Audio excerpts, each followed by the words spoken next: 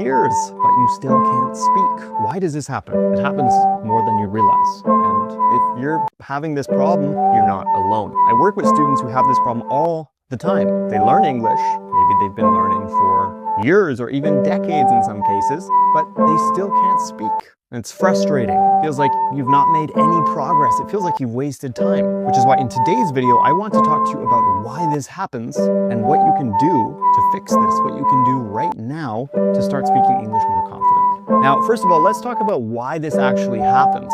And it happens, in my experience and the experience of the teachers I work with, because the way you learned English at school was wrong. You probably focused a lot on grammar and writing, maybe also on reading, which is great. Those are all very important, but the way the education system is designed in many parts of the world is flawed. It has a lot of problems because it doesn't focus on speaking. It doesn't make an effort to help you speak. It focuses more on skills like grammar and writing and not actually on speaking. And obviously that's a problem because language needs to be spoken. The purpose of language is communication. If you don't speak, you can't communicate. Of course, you can write, but at the end of the day, speaking is, if you're like most students, the priority for you. So the good news is that it's not your fault. You might have learned English the wrong way, but you can still change that. You can still break that bad habit. And the key is to stop focusing so much on grammar and writing and instead to focus more on speaking. It's really simple. You identify the problem. In this case, the problem is you haven't spoken enough and you do more of what you need to do. And in this case, you need to speak, you need to open your mouth, you need to communicate and get used to communicating with people in English. You see, grammar alone won't build fluency. Grammar is a tool. It's a tool you can use to become fluent, but it's only a tool. And what you have to do is whenever you learn a concept, whenever you learn a rule, you need to actually apply it to your life. You need to figure out how this rule, how this grammatical concept actually relates to your life, how it's actually relevant to your life. For example, let's say you learn a conditional sentence. You learn how to form conditionals. If you don't know what conditionals are, subscribe to English at the Ready here on YouTube. I have lots of videos on grammar. But conditionals are difficult for many students. It's the fact that you learn the rule and you forget it. You can't remember it. And the way to overcome this problem is to make it relevant to your life. So let's take this conditional sentence here. If I won the lottery, I would buy a new house. If I won the lottery, I would travel the world. That's a very common conditional sentence. And you see, you can really make it about you. What would you do if you won the lottery? Or for example, you could say something like, if I went to dinner, I would order soup, or I would drink wine. Do whatever. You could say, I would do this, I would do that. You're making the conditional sentence relevant to your life.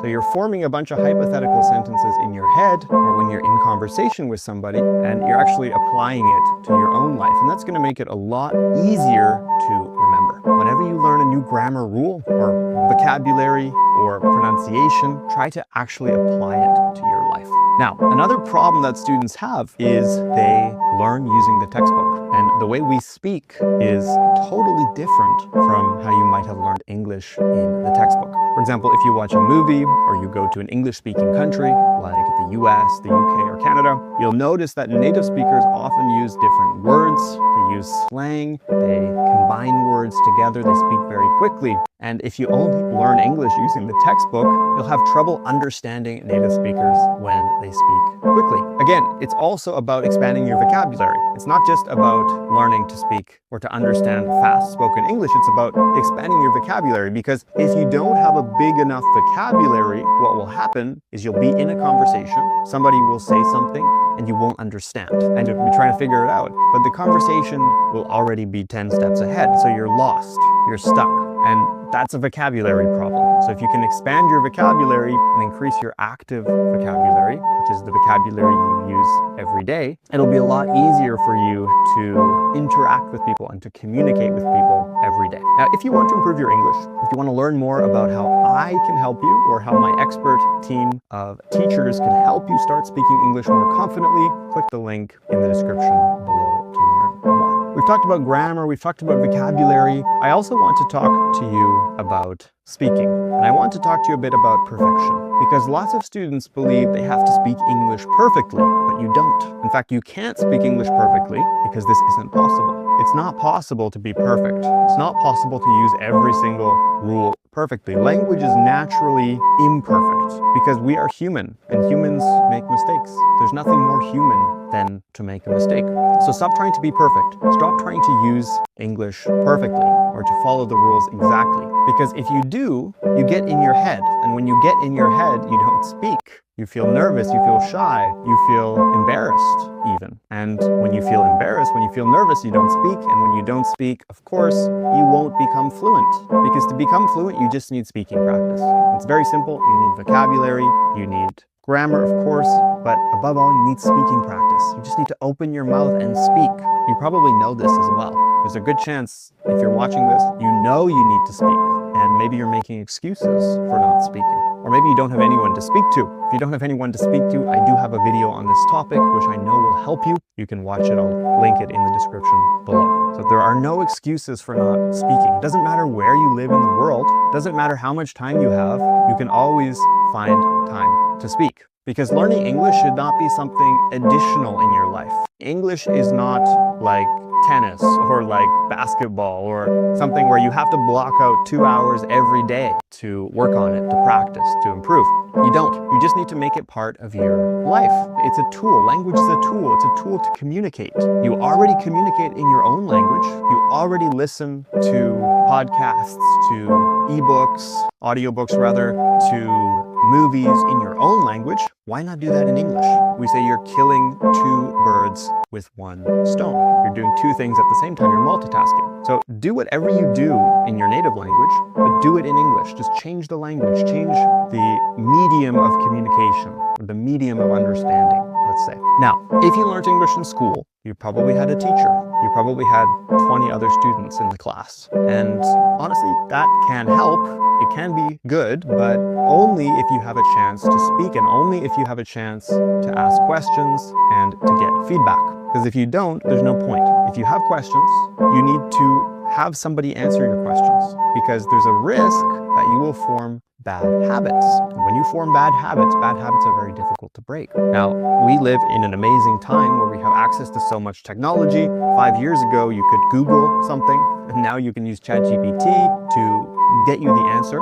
But at the end of the day, whether you use AI, you use Google, you use Bing, you use a teacher, you need to get feedback, because feedback allows you to change direction. It allows you to make sure you're on the right path, and when necessary, to change your behavior or to change your course depending on that feedback. So you need feedback. You can't do this alone. I mean, you could, maybe, but you'd take a lot of time and you probably would make a lot of mistakes. You would form a lot of bad habits. So if you can get feedback, whether that's from a native speaking friend, which sometimes has problems because again, native speakers do make mistakes, a teacher, ChatGPT, Google, do it, okay? You need to be curious. You need to always ask why. Why do we say it like this? Why do we use this word here? Why do we pronounce this word like this? Because if you are curious, if you're always asking why, then it means you're looking for answers. You're looking for solutions to your problems. You're looking to grow. You're looking to improve. Be curious, ask why, get feedback, and your English will improve. Now, I hope you found this video useful. Again, this is a problem that so many students face. I see this all the time. I see this every day, actually, with my private students and also with the students that are studying with us in our programs. So trust me, you're not alone if you've been studying English for years or even decades and you still can't speak. You just need to make a few simple changes in your life and you will see an improvement. Hope you found this video useful. If you want to learn more about how you can study with me and my team, click the link in the description below. Subscribe to English at the Ready here on YouTube, and I'll see you soon.